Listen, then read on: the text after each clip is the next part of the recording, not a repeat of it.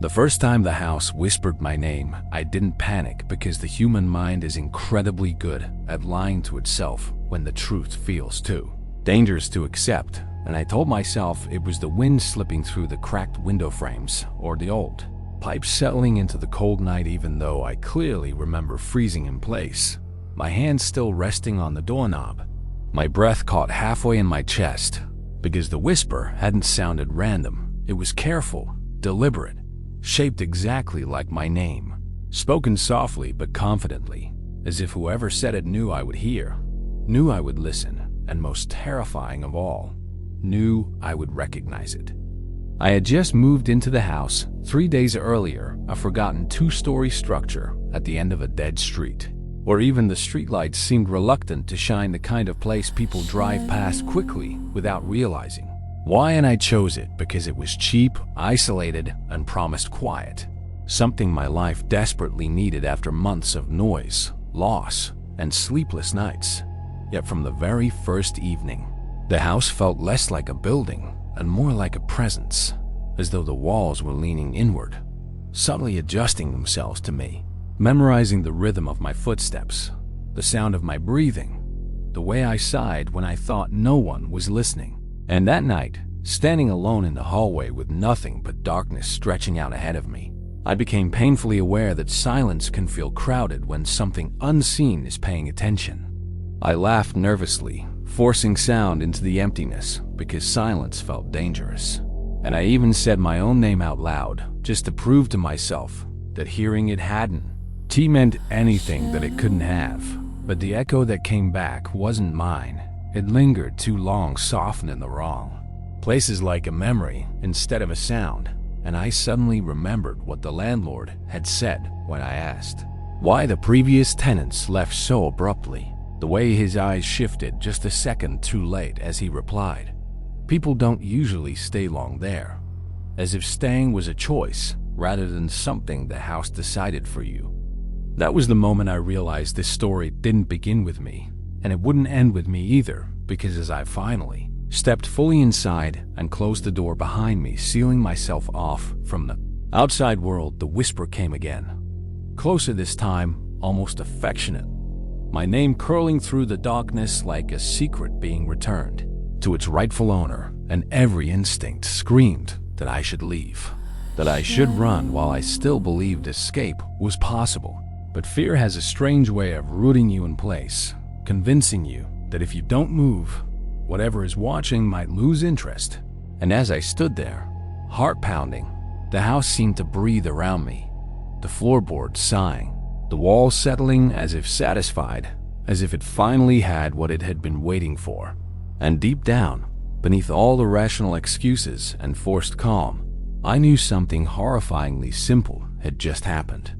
The house hadn't whispered my name because it wanted to scare me. It whispered my name because it already knew me, and it was welcoming me home. The second night, I tried to convince myself I was imagining things, that the whisper had been a fluke, a trick of my exhausted mind. But the moment I stepped into the living room, I felt it again, an almost imperceptible vibration in the air, like the house itself was exhaling a quiet sigh that moved across the room in the shape of my name, and this time I couldn't ignore it. My fingers trembled as I fumbled for the light switch, but the bulbs flickered weakly and then went out completely, leaving me in near total darkness. The kind that presses down on your shoulders and fills your ears with the sound of your own heartbeat. And in that suffocating black, the whisper returned, closer than before, not from the hallway, not from the floorboards, but from everywhere at once, circling me, testing me. And I realized my pulse had stopped counting seconds because I was no longer sure which direction the sound had come from, or if it had come from anywhere at all. And I remember thinking almost aloud that if I called out, the house might answer, might speak back in the same soft, knowing tone. But my throat locked up, my mouth dry, my voice gone, because saying my own name out loud suddenly felt like inviting it to draw closer. And I could feel it then, in the pit of my stomach, a cold, deliberate attention that was both unseen and undeniable. And I stumbled backward, my hands scraping along the wallpapered walls, as though I could hold on to reality by touch alone. And that is when I noticed something I hadn't did before. The shadows were moving differently, bending around corners, pulling thicker in some areas, almost stretching toward me with intent. And when I turned to run toward the stairs, the whispered change softened, elongated, almost melodic, shaping my name into something unrecognizable yet intimately familiar, as if the house was trying to lull me into listening instead of fleeing.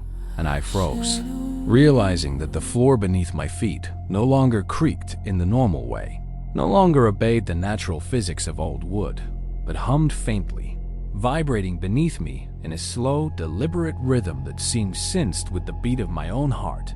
And I understood then, with a clarity that made my stomach drop, that this was not a house in the way a house is usually a house, that the structure itself was aware of me, learning me, and maybe even feeding off me, and yet, against every instinct screaming at me to run, a part of me wanted to stay, to hear more, to understand why it had chosen me, why it whispered my name when no one else was there. And that's when I heard it, a low, almost inaudible movement from the basement, the kind of sound that makes you question if gravity itself is bending, a subtle shift, a scraping that could have been a loose floorboard or could have been something far older, far more deliberate, and I felt drawn toward it, my feet moving as though they were no longer mine to command, carrying me toward the staircase that led down into shadow. And with every step, the air grew colder, heavier, pressing against my chest until breathing felt like a betrayal. And as I reached the top of the stairs, the whisper returned one last time before I descended. Now so close, it felt like it was coming from inside my skull rather than the empty space of the house.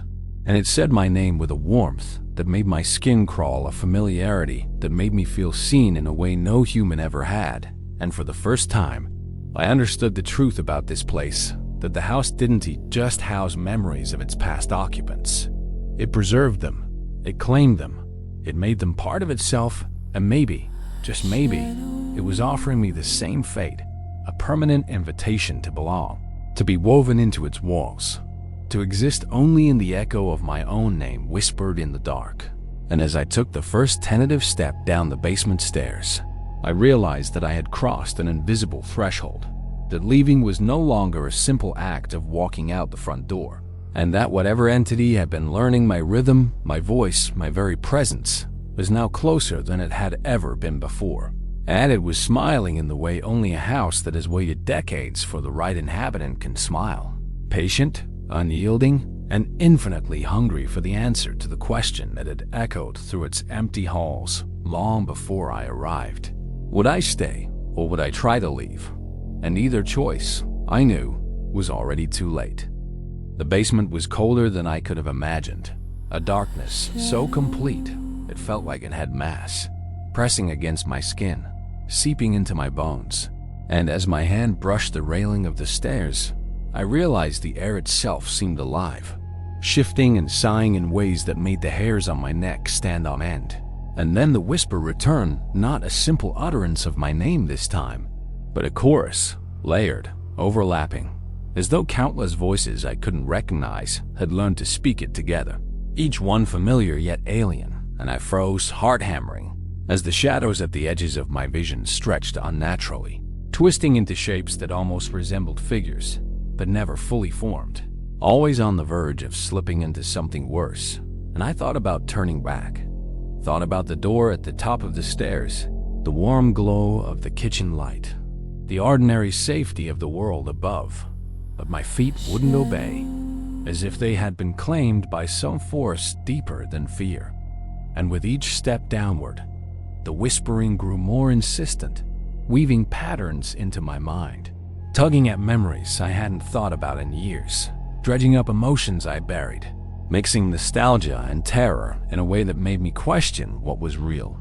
And then I saw it, a faint glow at the far end of the basement, flickering, not like a bulb, but like candlelight, though I knew there were no candles down here.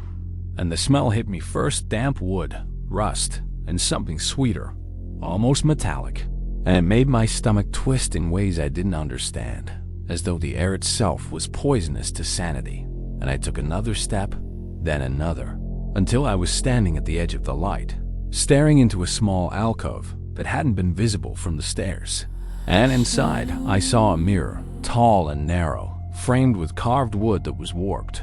The designs grotesque and yet beautiful, twisting into impossible shapes that seemed to shift when I blinked. And when I looked into it, I didn't see my reflection, not fully, but glimpses of myself in the past. Images of me I didn't recognize, standing in places I'd never been.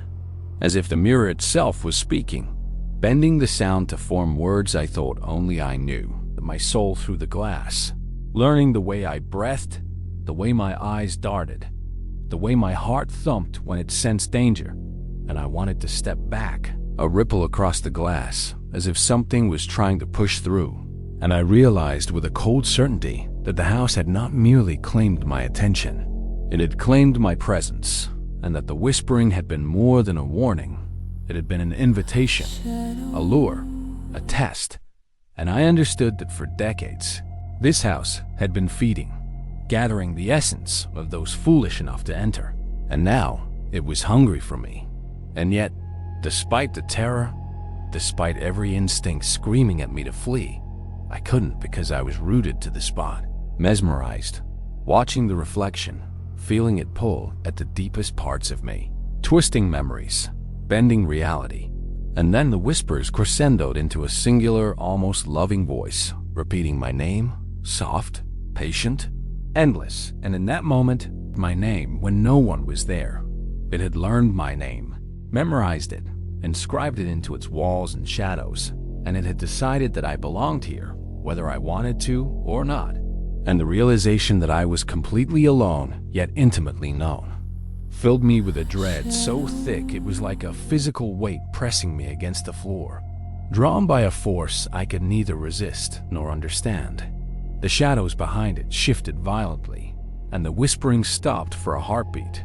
And in that silence, I felt the house inhale, as though it was waiting to see what I would do next. Would only appear if I acknowledged it, and my body, trembling, made the choice for me, moving forward. And as my fingers brushed the warped frame, the air thickened, the temperature dropped, and the voice returned, now unmistakably human, yet impossibly wrong, saying my name one last time before the world as I knew it tilted. Darkness enveloped me, and the house claimed me fully. When I opened my eyes, the basement felt different, as if the air itself had changed substance, thickened into something almost tangible, wrapping around me like a second skin. And the whispering was gone, replaced by a silence so profound that it pressed against my eardrums and made every tiny sound my heartbeat. The scrape of my clothing against the floor, the faint shift of dust feel deafening, and I realized that the house was listening, holding its breath, waiting for me to act, to think, to make a single move through my thoughts, burrowing into the spaces I had always thought private. And when I tried to step away from the mirror, I discovered that my legs no longer obeyed me fully, like they belonged to someone else or something else. And my reflection moved independently in the glass, smiling faintly, a cruel, knowing smile that mirrored none of my own emotions, not just in the house, twisting into forms that hinted at human shapes, yet were impossibly elongated, contorted. And when one of them lunged forward, I expected to feel it hit me, but instead, it passed through me, sliding inside as though it had been invited. And I gasped, understanding that the house didn't just trap bodies. It trapped souls, memories, identities, and now it was claiming mine, reshaping it to fit its design. And I screamed, though no sound emerged, because the house had stolen even that, leaving me only with thought and fear. And as I clawed at the mirror's surface, trying to wrench my reflection away from the twisted grin, the whispers returned, not from a single voice, but a multitude, chanting my name in different tones, some gentle, some mocking, some hungry, each one layered over the other until I couldn't distinguish my own thoughts from theirs. And then a voice, low and cold, slid into my mind like liquid steel, saying, "You can never leave. You belong here, as all do." And I realized that the house had waited for me because it had recognized something it wanted, something in my mind, something it could shape.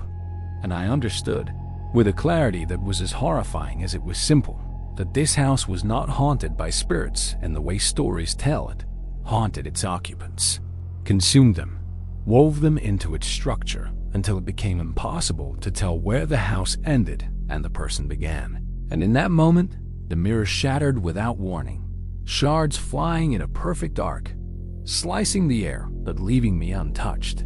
Yet each fragment reflected not the room, but scenes from my life, some memories real, some fabricated, all twisted, all overlapping.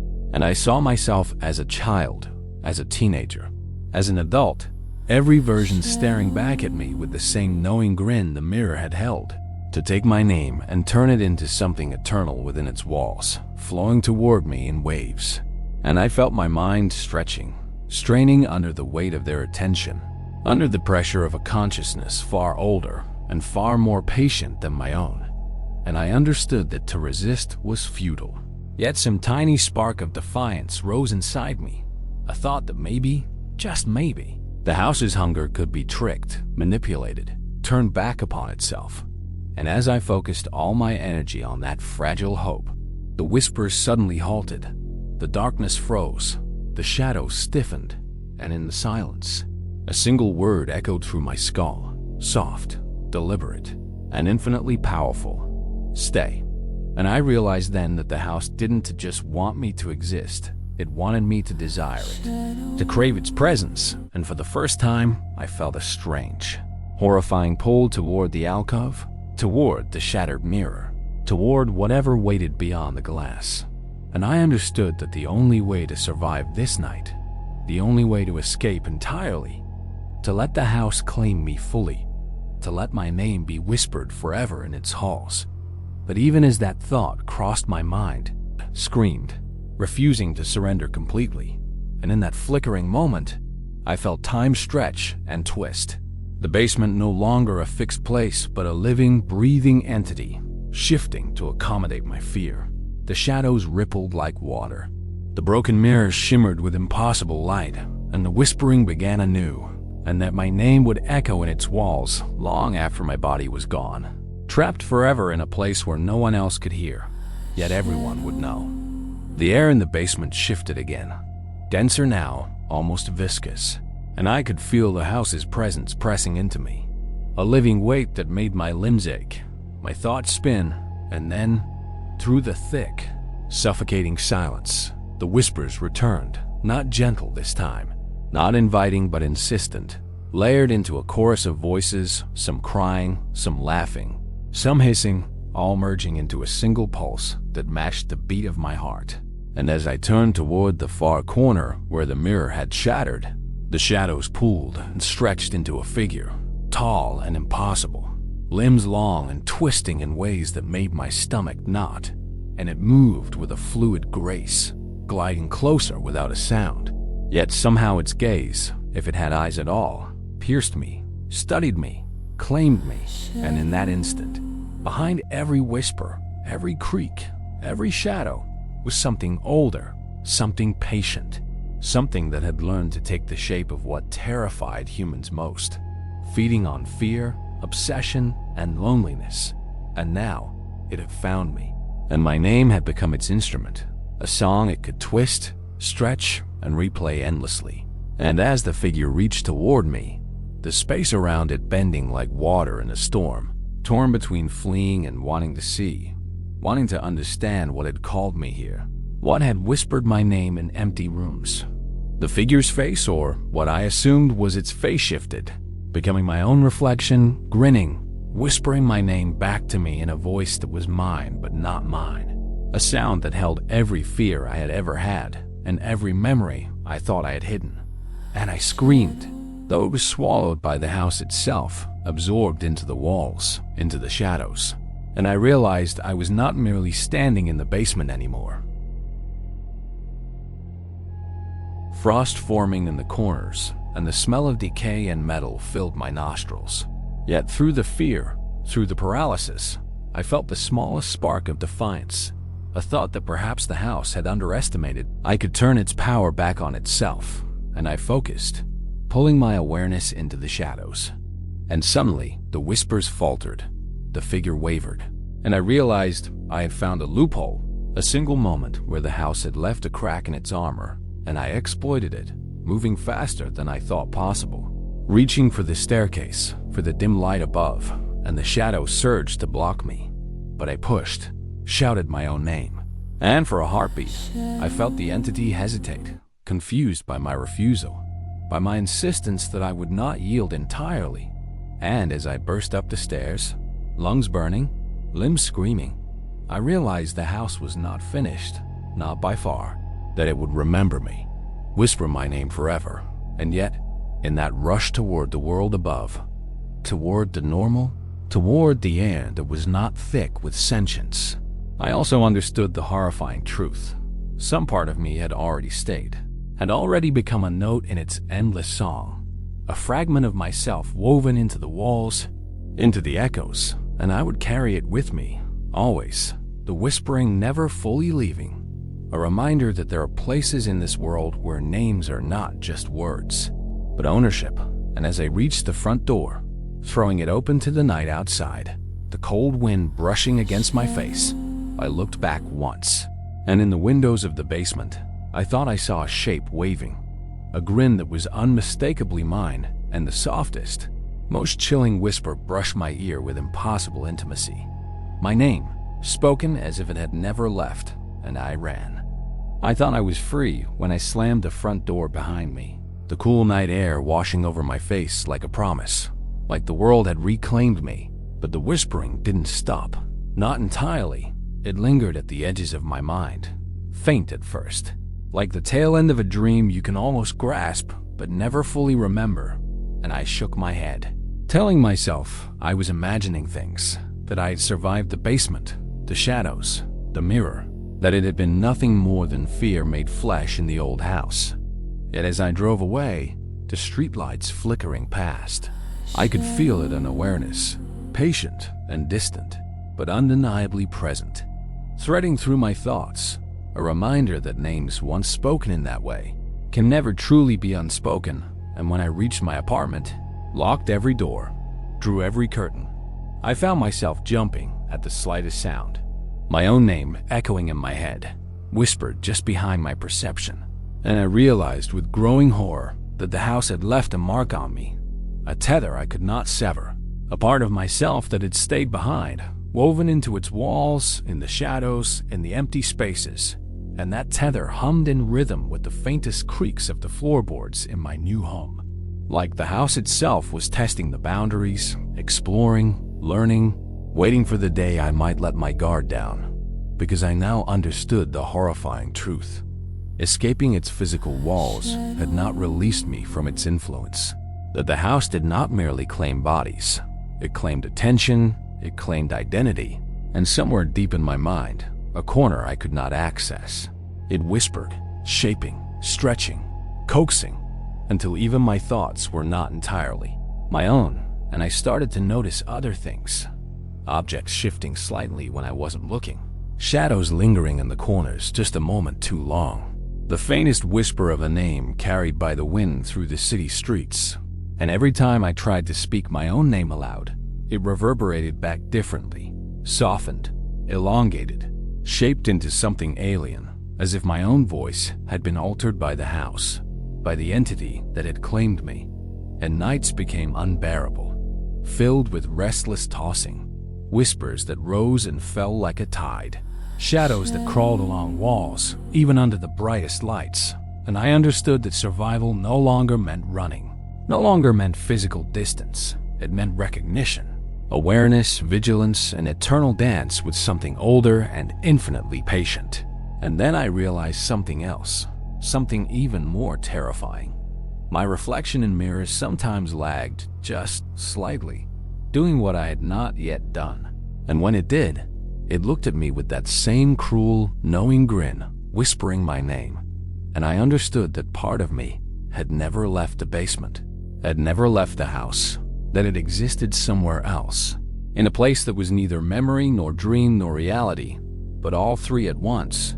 And it was learning, observing, and perhaps even communicating through me now, threading me back into the cycle it had perfected over decades, over centuries, feeding on human attention, on recognition, on fear. And I realized then that the house's hunger did not end when someone escaped its physical walls. It traveled with you, carried in the name, in the reflection, in the shadows that clung to you in corners and streetlights. And the thought made my blood run cold because I could not escape it. I could not unhear it. I could not unname myself. And so I began to whisper back, carefully, deliberately, my own name into the silence, testing, learning, bargaining, because if I could not destroy the house, if I could not undo what it had done, perhaps I could survive it by acknowledging it, by becoming aware, by never forgetting that somewhere out there behind broken windows and abandoned rooms in the darkness, my name was still alive. And the house was still waiting, patient, inevitable, eternal. And as I lay awake that night, the whispers swirling around my mind like smoke through cracks in the walls, I realized that the horror was not over, that it never would be, because the house had not just whispered my name when no one was there. It had inscribed it into reality itself. And now I carried that whisper forever, a companion I could neither escape nor entirely silence. A reminder that some doors, once opened, never truly close, and some names, once spoken in the right place, can never again belong entirely to the person who bears them. Days passed, or maybe weeks. I lost track of time because the whispers didn't follow the clock.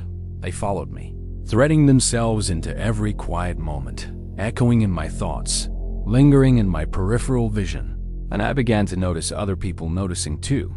Subtle things, friends asking if I was tired, distracted, if I had been sleepwalking, because my behavior had changed in ways I could barely understand myself. The shadows around me lengthening, twisting unnaturally in the corners of my apartment. The mirrors reflecting not what was, but what had been, and sometimes what could be. And I started to dread seeing my own reflection, knowing that it might grin at me, whisper at me, remind me that part of me was no longer entirely my own. And the worst moments were at night, lying awake in bed, the darkness around me vibrating faintly, a pressure at the edges of my mind, a whisper in the language of half-formed thoughts, calling me to come back, to return, to step through doors that weren't there. And sometimes I swore I saw the shape of the house in the shadows, stretching impossibly through the city, through my apartment, folding the world in its form. And the whispers weren't just my name anymore. They were questions, beckoning, testing, feeding on my fear, on my need to understand. And I realized with a cold, sinking clarity that the house had become more than a place. It had become a consciousness, extending through me, shaping my perception. And even when I was outside, in the daylight, I could feel it, a pull, subtle but insistent, tugging at my attention, threading my thoughts back toward it, toward the basement, toward the mirror, toward the entity that had claimed me. And I began to experiment, speaking my name aloud in defiance, in challenge, and noticed the whispering would falter, the shadows would hesitate, the reflections would shimmer unnaturally. And I realized there was some power in acknowledgement, some tiny resistance in awareness, that perhaps it could be slowed, perhaps its reach could be mitigated, but never fully erased. And then one night, the whispers changed, soft at first, almost hesitant, forming a new cadence, almost human in cadence, almost pleading.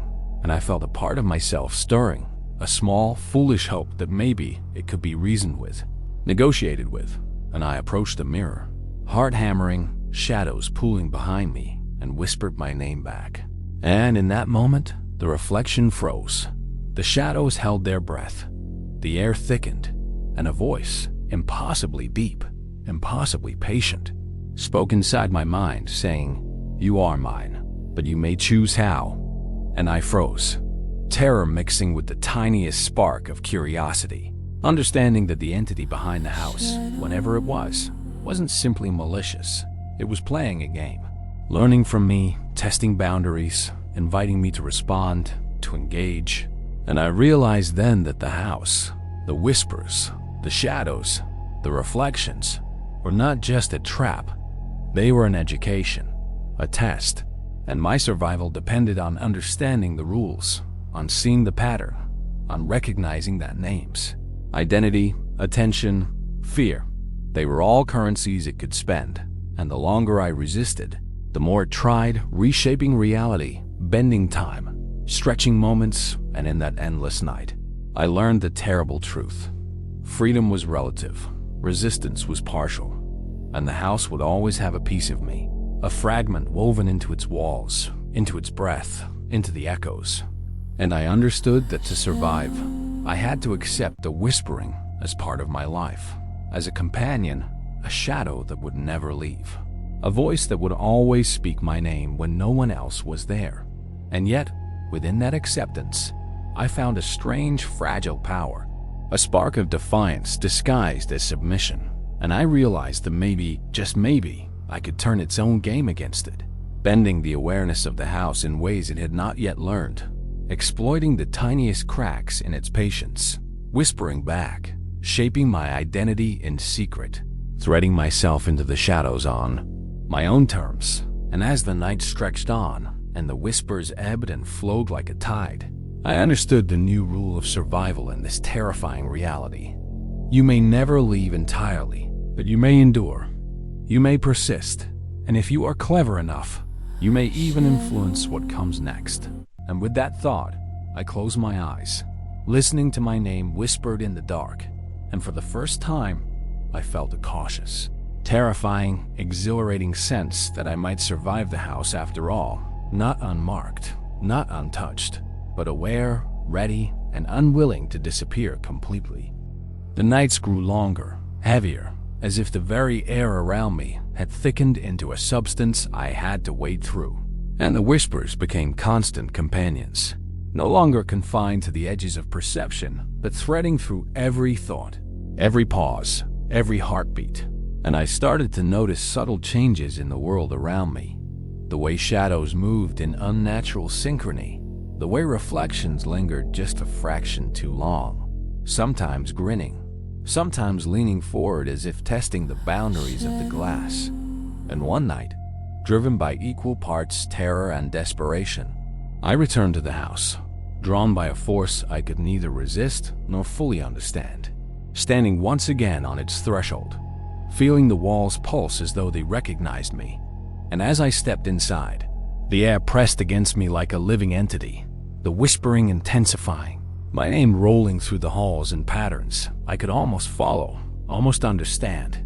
And the basement door loomed before me, dark, impossible, inviting, and I descended slowly, feeling each step like a negotiation with the house itself, each creak of the stairs echoing with voices layered over centuries of forgotten fear, until I reached the bottom and saw the shadows pooling into shapes, moving with intent, reaching, stretching, a wave of darkness that pressed against my very skin. And in the center, the mirror waited, fractured but whole in its own impossible way, reflecting not just me, but the countless versions of me the house had observed, trapped, studied, whispered to.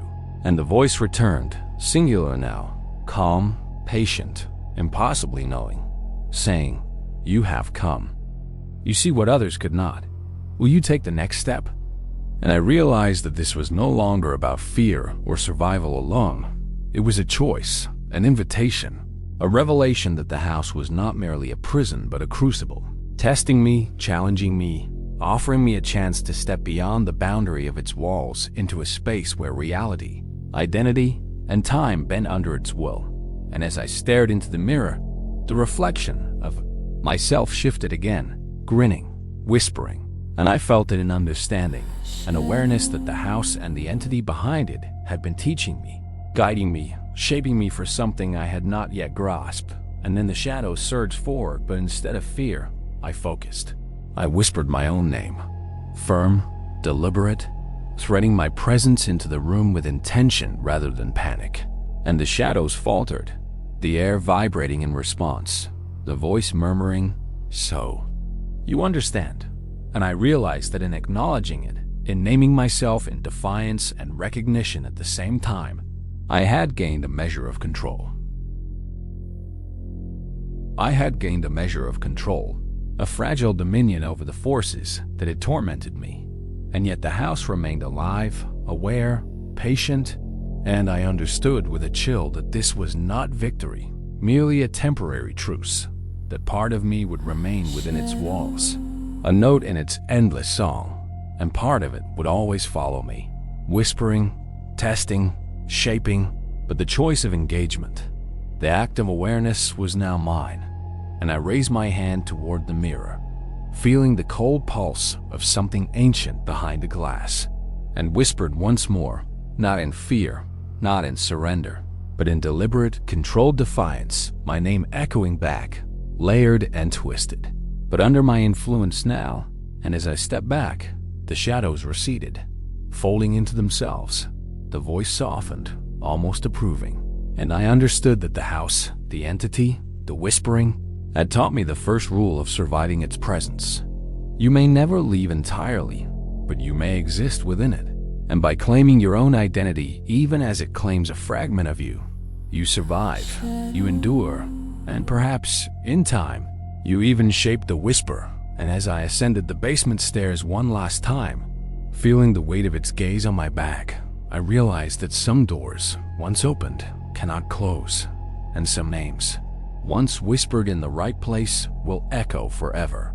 But the power to answer, to name oneself, to endure, that was mine. And in that realization, I walked into the night, carrying with me the echo of the house, the whisper of my own name, and the terrifying, exhilarating knowledge that survival was no longer about escaping, but about knowing, listening, and never forgetting that the house would always be there, whispering, patient, eternal, and I would always answer. After that night, I thought I had survived, that I had walked away, but the house had not released me. It lingered patient, unseen, threading itself through the edges of my life, and I noticed it everywhere, in the tilt of a shadow, the flicker of a streetlight, the subtle bend of reflections in windows. The way my name sometimes slipped into my thoughts, unbidden, whispered by some unseen presence that waited for me to acknowledge it. And I began to realize that the house had taught me something terrifying and simple. It did not need to trap me physically to control me, that the whispering, once learned, once integrated into your consciousness, followed you, inhabiting your mind, shaping your fears, guiding your attention, and sometimes, in quiet moments, almost comforting, as if it had learned to mimic familiarity, companionship, until I questioned whether I was alone, even in the bustling streets of the city. And the nights became the worst, not because of darkness, but because the silence was no longer empty, filled instead with a presence that hummed beneath my skin, twisting every shadow, every reflection, every stray noise into meaning, interpreting my actions, my reactions, my hesitations, and I found myself whispering my own name back into that darkness, practicing, negotiating, learning the language it had taught me. And sometimes I thought I saw it, a shape at the edge of my vision, fleeting, impossible, always just beyond focus, testing me, teasing me, reminding me that the house was patient, that it had all the time in the world, and I had to endure, and endure I did, shaping my own presence into the whispers, threading myself into the shadows on my own terms, but always aware that a fragment of me remained behind, woven into the house's walls, a note in its endless song, a piece of my identity claimed forever. And I began to understand the horrifying, intricate beauty of it, the cruel logic of survival within its grasp, that I could never fully leave, could never fully escape. Yet through vigilance, through acknowledgement, through deliberate engagement, I could exist alongside it, manipulating the influence, shaping the whispers in small, secret ways. And yet, even with that control, there were moments when the echo of my own name would slip unbidden into my mind, a soft, patient reminder of what I had left behind. And when I looked into mirrors, I sometimes caught the faintest glimmer of a smile that was mine but not mine, a reflection that moved slightly out of sync, whispering my name in a tone that made my blood run cold. And I realized with a mix of fear and awe that the house had extended itself through me, and through my recognition of it, the bond became mutual. A strange coexistence, and some nights, when the city slept, I would feel it behind me, a cold awareness pressing into my spine. Patient, silent, eternal, and I would whisper back, not in surrender, but in acknowledgement, threading my presence into the cycle on my own terms, feeling the balance shift slightly in my favor, knowing it could strike, could manipulate, could unmake me if I faltered. Yet also knowing that as long as I remained aware, as long as I named myself, I could endure. And that endurance became a strange, horrifying rhythm, a new normal, a coexistence with something beyond comprehension. And I came to accept it, not fully, not comfortably, but consciously. The whisper's part of my life now, a companion I neither invited nor could entirely banish. A reminder that some names, once spoken in the right place, never leave, that some houses once entered, never truly release their hold. And that survival is not about escape, but about understanding, adaptation, and the terrifying realization that being heard, being known, and being remembered can be both a gift and a curse. And as I lay awake one night, the city quiet around me, shadows shifting gently in corners, I felt the familiar pull, the whisper of my name curling softly through the air, and I knew, with a certainty that was both terrifying and oddly comforting, that the house was still there, waiting, patient, eternal, and I would always answer. I thought I had learned the rules, that I had discovered the fragile equilibrium between myself and the house. But that night proved otherwise, because some things, once set in motion, cannot be contained, and the whispers returned stronger, more insistent, threading through my mind with an urgency that made every thought feel borrowed and examined, and I saw it then, in the reflection of the window as I walked the streets. Not the distorted smile of a mirror or shadow, but a shape, impossibly tall and fluid, moving as if it had no weight, following me, bending the cityscape subtly, shifting edges of buildings, stretching alleyways, turning familiar streets into corridors of anticipation. And my name rolled through the air behind me, whispered from nowhere and everywhere at once. And I understood fully in that moment that the house had extended its reach, that it had taught me the first lesson only to begin the next, a more intricate, terrifying stage of its game. And I tried to run, but the streets twisted, loops forming where there should have been straight paths, shadows curling around corners to block me, reflections flickering to show me versions of myself that moved independently, whispering my own name in tones I had never heard. And panic surged, sharp and precise. But alongside it, I felt the spark I had nurtured all these nights, the awareness that was mine, a tool as fragile as a thread, but as potent as it had ever been. And I began to whisper back my name, steady, deliberate, threading intention into each syllable, each note, letting it push against the weight of the presence. And for a brief, shimmering heartbeat, the shape faltered, the shadows hesitated, the reflections paused, and I felt almost powerful, almost triumphant. Yet even in that moment, I knew the truth. The house and its entity did not negotiate fully. It adapted, it learned, it waited, patient, eternal, and with a sudden rush, the world bent again. The streets twisted faster, the reflections multiplied. The whispers became a chorus, shouting my name with such volume that I could feel it vibrating through my skull, through my chest, and I realized then that survival was no longer a question of distance or defiance, but of harmony, an impossible synchronization between my awareness and its endless hunger. And I saw the figure close and fluid, grinning with the same expression I had once worn, now perfected, patient, intimate. And I understood that the house, the entity, had not come to destroy me, but to teach me the final, horrifying lesson. That some connections, some names, some presences cannot be broken. That being known, being observed, being whispered to, is an eternal bond. And as I stopped, standing in the middle of that impossible street, shadows curling and twisting around me, reflections bending reality, I whispered once more, slowly, deliberately, my own name, acknowledging it, claiming it, threading it into the chaos, and for a fraction of a second, The world held its breath. The whispers paused. The figure shimmered in place. And I realized that I had survived in the only way I could. Not by fleeing, not by defeating it, but by existing consciously within the web it had woven, by naming myself in defiance and recognition at once. And when I blinked, the city snapped back. Familiar streets returned, the reflections aligned. The shadows softened, but I knew in the marrow of my bones that the house, the entity, the whispers would never leave. That part of me had already been claimed, and that claim would echo in every corner, every reflection, every whisper for the rest of my life.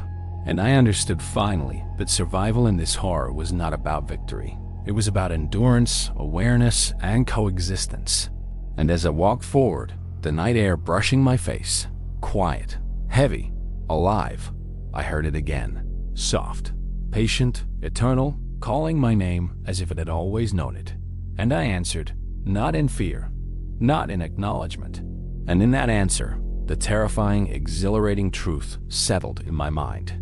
The house had won, and yet somehow I had survived, carrying its whispers within me, a companion, a curse, and a reminder that some names, once spoken in the right place, can never again be entirely your own. Even after all that, even after surviving the impossible labyrinth of the house and its whispers, I realized that the terror was not confined to the night, to the streets, or to the reflections in mirrors. It had taken root in my mind, embedding itself so thoroughly that waking hours became as haunted as sleep. And sometimes, in the quiet hum of my apartment, I could hear it, faint at first, the whisper of my name curling like smoke around the edges of my thoughts. And I knew it was not merely memory, not imagination, but a presence, patient, waiting, testing. And I found myself talking back almost automatically, threading intention into my responses, as if the act of acknowledgement was both shield and tether, both surrender and control. And yet, despite all my vigilance, strange things began to happen. Objects moved when I wasn't looking. Reflections shifted, sometimes showing me things I hadn't done, memories I couldn't recall, or visions of places I had never been. And the whispering evolved, no longer just my name, but phrases, sentences, questions, demanding recognition, demanding engagement, probing the limits of my sanity. And I realized with a shiver that the house had not just claimed a fragment of me, it had extended its consciousness into the world through me, testing the boundaries of its influence. And I felt it in the city streets and alleyways, in the tilt of streetlights, in the slight hesitation of shadows, the soft, constant echo of my own name, reminding me that somewhere behind reality as I knew it, the house and its entity existed, patient, eternal. And I began to notice that others could sense it too. Subtle reactions, glances, moments of unease, as if the house's presence had expanded through the whispers, through me, into the perception of the world. And the thought chilled me because it meant there was no sanctuary, no distance sufficient to escape, only awareness, vigilance, engagement, and the knowledge that I carried a piece of it always, inescapable, inextricable, threading into the very essence of who I had become. And I began to experiment further, speaking my name aloud, manipulating the whispers, testing the boundaries of influence, threading small acts of defiance into the patterns it set. And I realized that the house was learning through me as I had learned from it, a terrifying, mutual awareness, a game without end, yet with rules I was slowly beginning to understand. And some nights, when the city slept and the shadows deepened unnaturally, I would see a flicker of the basement in reflections, impossible glimpses of the mirror, the shadows pooling in familiar ways, calling, teaching, reminding, and I understood the ultimate truth. Survival was not about fleeing or destroying or winning. It was about coexistence, negotiation, and the subtle, careful assertion of identity against a presence that could twist reality with patience measured in lifetimes. And I accepted that I would always hear my name, sometimes softly, sometimes insistently, always as a reminder that the house existed, that it was patient, that part of me belonged to it, and that I could never entirely disentangle myself from its whispering. And yet, in that acceptance, I found the tiniest, most fragile sense of empowerment. A knowledge that while it had a claim, I still had agency, that I could shape the interaction, that I could navigate the terror, endure, and survive, always answering, always acknowledging. And in that delicate, impossible balance, I walked through my days and nights, listening, speaking, observing, aware, carrying the house within me, whispering my name endlessly, a companion and a curse, a reminder that some horrors, once encountered, do not end, they follow, patient, eternal, and I will always answer. The nights no longer felt like nights, nor the days like days, because the whispers had woven themselves into every second of my existence, threading through the rhythm of my heartbeat, the cadence of my steps, the tremor in my voice.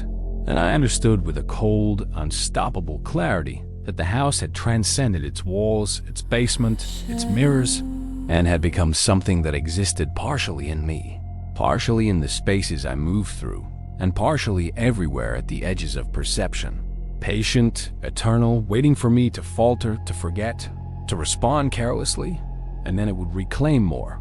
And even now, as I walked through the quiet city streets, I could sense it in the shadows, in reflections, in the subtle distortion of familiar shapes, and the whispers rolled over me like waves, my name spoken endlessly in varying tones. And some were mine, some were not. And I realized that my identity had been partly woven into it, twisted, shared, but not entirely lost. And so I adapted, threading my awareness, my voice, my attention into a fragile armor of engagement, whispering my name in deliberate, controlled rhythms, asserting agency within the parameters of its endless reach. And yet, the deeper truth settled over me like ice. The house had no hurry. It had all the time in the world, and it had patience that could span generations. And in its patience lay its power, subtle and absolute. And when I looked into mirrors now, I sometimes saw glimpses of its form, impossibly tall, impossibly fluid, shadows pooled like liquid intent, shapes shifting behind the reflection, calling, observing, teaching, and I knew that it was testing me still, shaping me, threading lessons into the whispering. And even as fear coursed through me, I recognized a perverse clarity in it, a cruel logic. And I realized that the only way to exist with it was not to resist entirely, nor to surrender, but to walk the impossible line between acknowledgement and defiance, threading my presence carefully into the eternal game it played. And I found moments of strength in that balance, small victories, tiny assertions, like the flick of a reflection, the control of a whispered syllable, the shaping of perception.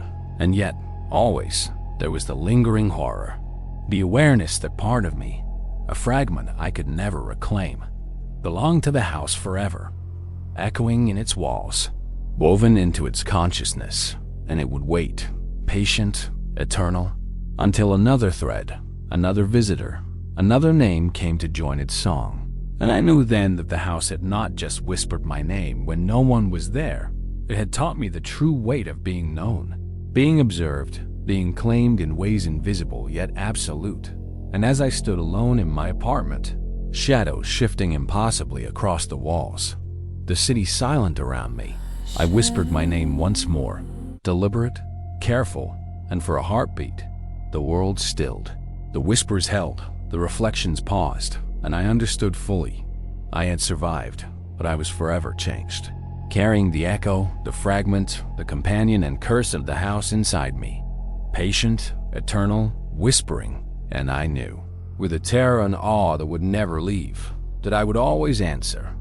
And even now, long after I thought I had escaped, long after I convinced myself I was free, I still hear it soft, patient, insistent, my name, whispered from nowhere and everywhere at once. The house is not gone.